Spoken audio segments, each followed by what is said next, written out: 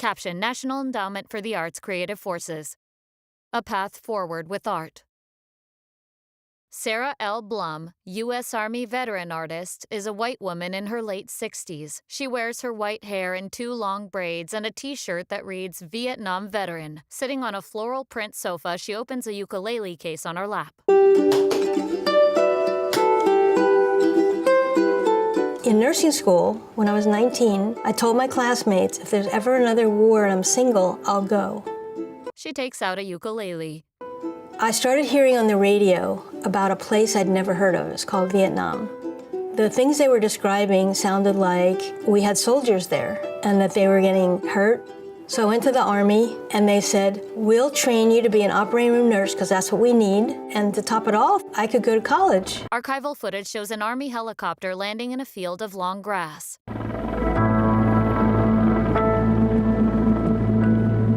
When I landed in Vietnam, it started immediately. Soldiers exit the helicopter, then it takes off.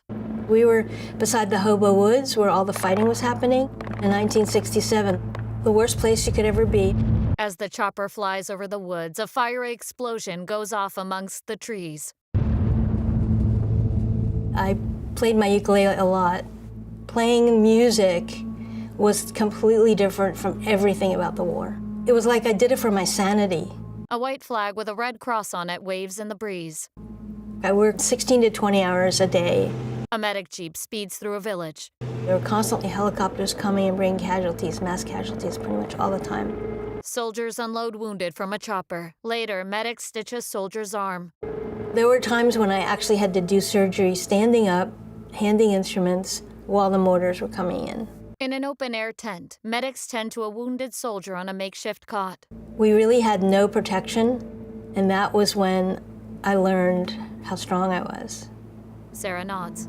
Because I had to just focus and do my job. It was just ordinary things, but it was not ordinary to me anymore. A watercolor painting depicts a woman in uniform. I had lived this intense experience for a full year, and now I'm back home, but it doesn't seem like home. A magazine titled Veteran lies on a table. I didn't feel like I belonged. Amongst mementos displayed on a table is a plaque that reads, Captain Sarah L. Blum, 4th Battalion, 9th Regiment, 25th Infantry Division, Vietnam, 1966 to 1970. I didn't know what to do with myself. So then I knew I'm not the same and nothing's the same. At a Path with Art jam session, men play guitars and sing in a sound studio while Sarah plays drums along with several other people who stand singing at microphones.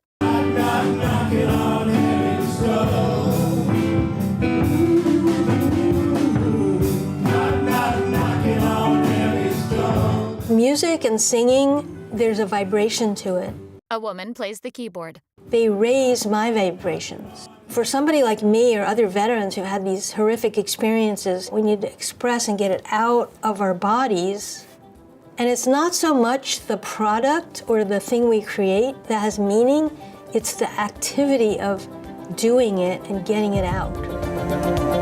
It's a blue sky above the high-rises of Seattle. At a modern glass and steel multi-story building, a sign above the front doors reads, Path with Art. Inside, veterans painted a long table. Holly Jacobson, Path with Art CEO, is a white woman in her late 50s with long gray blonde hair. Path with Art started working with veteran communities in a very intentional way in 2019. Caption: Gadra Gonzalez Castillo, Path with Art Partnerships and Engagement Director 2019 to 2024. Gadra is a Latina woman in her mid-50s with long dark hair who wears red cat-eye glasses. Path with Art is a nonprofit organization that fosters the restoration of individuals, groups, and society from the effects of trauma through art and community engagement. In the airy, sunlit Path with Art space, red fold-out chairs stand at small square tables. On the left, framed artworks hang on the wall, and on the right, canvases stand displayed on easels. On a long table, card anthologies, card booklets, and painted canvas totes are on display. Richard Baker Kingco, program manager, is a bald black man in his 50s with a stubbly gray goatee who wears a floral print shirt. Path with Art has relationships with many local veteran service organizations, in addition to the local VA. Gadra. Partnerships are very important to develop our program because they are the ones that refer the participants to us, but also they are the ones that tell us what their community needs. Every quarter we have 8-week classes, 2 hours each. We're offering painting, writing, photography, music. Caption, Veterans Choir in partnership with Seattle Opera. In a rehearsal hall, a woman with short, spiky hair and colorful earrings conducts a choir.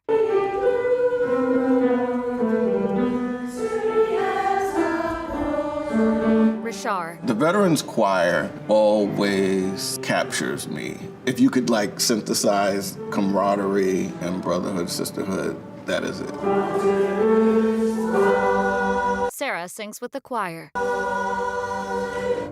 Beautiful job! Sarah smiles. The Seattle Observation Tower towers above the city. Industrial buildings abut the sea's coast. A sign affixed to scaffolding reads, Public Market.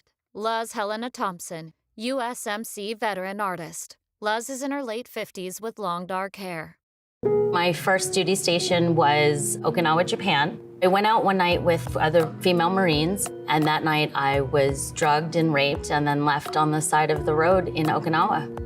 I lived with some of the most severe PTSD, not even knowing that that's what it was. I then had children, I got married, I tried to have a normal job, and not knowing that you have something like that is very difficult to then try to feel normal. Art supplies are on a table. Colorful pencil crayons, pads of art paper, colorful tape, and paintbrushes. Visual art is what allowed me to then begin to kind of unravel some of that and share my story in a way where I was more in control by being able to show through my artwork what I had been through in the hopes of inspiring other veterans. A mask collection is framed on display. A white mask clock face has silver numbers around its edges. Its clock hands emanate from the mask's forehead, pointing to 4 o'clock. A red mask has a black hood and long black eyelashes. Chains hold a steel plaque that reads, Survivor, across its mouth. A yellow mask is decorated with tiny orange spikes, and a silver and blue mask wears a crown of seashells.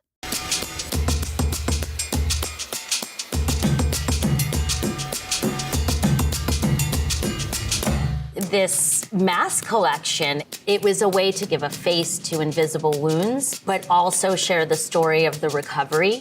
My ability to maintain my own self-care, to continue surfing. She surfs. To continue therapy, to continue saying, yes, I have challenges and barriers. It allows me to then stand in front of other veterans and be me and not feel like I have to put on a show that everything's fine. Some days things aren't, and that's okay. Mask Making for Invisible Wounds workshop. Today is about telling your story, whatever that means to you, whatever that looks like for you. Luz leads the workshop where people paint white and neutral masks at a long table.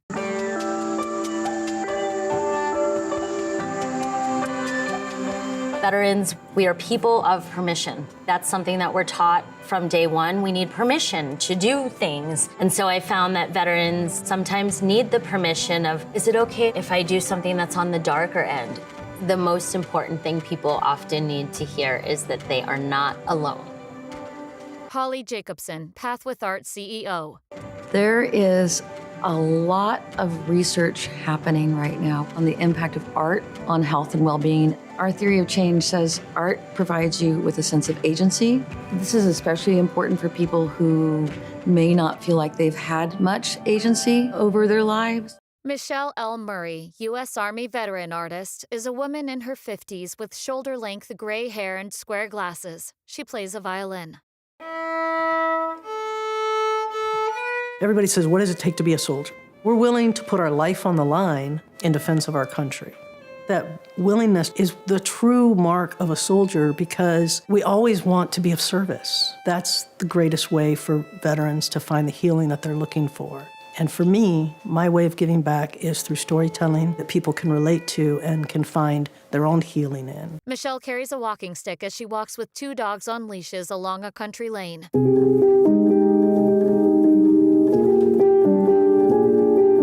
I grew up in Detroit, Michigan. I grew up in the projects. We were very poor. My mother was mentally ill, and she also had a traumatic brain injury. She was very violent. I joined the Army at 17 and got out of Detroit and away from my family. This was in 1990, and in October of that year, my first love committed suicide an hour after I got off the phone with her. And that was devastating. Sitting at a table beside a window, Michelle writes in a notebook.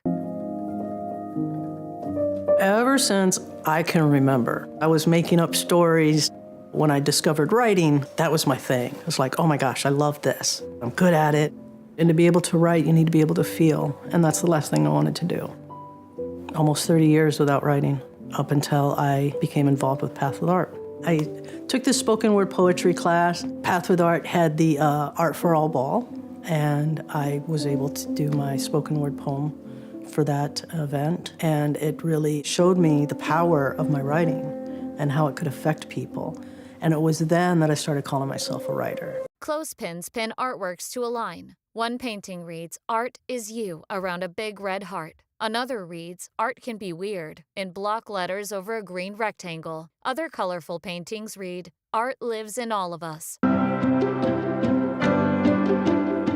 Organizations like Path with Art are very valuable and needed in every community. Colorful yarn is tangled in a box. We don't seem to encourage adults to play and do art. Purple and pink pin cushions shaped like tomatoes are stuck with pins. I feel like this should be like mandatory. When a soldier gets out of the military, they should automatically be given an art class. There's already so many difficulties becoming a civilian that having art and having that way to express yourself, I think would really help a lot of veterans make the transition a little bit more smoothly. In the sunlit art room, facilitators help people create art at long tables. Gadra. Many people say, I'm not an artist. But if you give them the space, the tools, something happens. They become exploring and expressing everything that they can sometimes express in words because of the trauma. Luz. We give veterans new titles. I call them artists. Every email they get from me, "Good afternoon, artist. Good morning, artist." Sarah. I had an opportunity to paint in this art studio, and so I could do big arm movements. She waves her arm. I wasn't trying to create anything. I just wanted to express. It gave me a way to put that out, to put the feelings out. It was the feelings that had to get out. Rishar. Everyone should be making some kind of art in their lives and appreciating someone else's. Holly. It kind of gives you this pathway for possibility, and that reframes your narrative of who you are. Caption, if you or someone you know is struggling or in a crisis, help is available. Call or text 988 or chat 988lifeline.org. Creative Forces NEA Military Healing Arts Network is an initiative of the National Endowment for the Arts in partnership with the U.S. Departments of Defense and Veterans Affairs that seeks to improve the health, well-being, and quality of life for military and veteran populations exposed to trauma, as well as their families and caregivers. Executive Producer, National Endowments for the Arts, Bill O'Brien. Director of Creative Forces, Director, Beth Davenport. Producer, Kashka Glowacka. Additional production assistants, NEA Office of Public Affairs, Dawn Ball, Carolyn Coons, Allison Hill. Director of Photography, Devin Pickering. Second camera operator, Chris Rom. Gaffer, Chris Rom. Production sound mixer, Andrew Kindred. Production coordinator, David Davis. Production assistant, Martoni Neville. Editor, Dmitry Ayudin. Music, Marmoset Lois by Joya. Contra by Machado Majiga. What If by Joya. Beginning Again by Faring. Elkinwood by Sun Shapes. Sound designed and mixed, Dmitry Ayudin. Colorist and finishing artist, Chris Rom. Audio description, Descriptive Video Works. Archival, Pond 5. Special thanks: Rachel Androsky, Rishar Baker, Sarah L. Blum, U.S. Army veteran artist, Gadra Gonzalez Castillo, Civic Arts, Holly Jacobson, Michelle L. Murray, U.S. Army veteran artist, Mid-America Arts Alliances, NAAA, Creative Forces, NEA Military Healing Arts Network, Path with Art Jam Session, Seattle Opera, Luz Helena Thompson, U.S. Marine Corps veteran artist, Sarah Westlake National Endowment for the Arts, Creative Forces, F&B Flannel and Blade, Civic Arts. This film was produced by Flannel and Blade and Northchild in association with Civic Arts, presented by the National Endowment for the Arts. National Endowment for the Arts Creative Forces.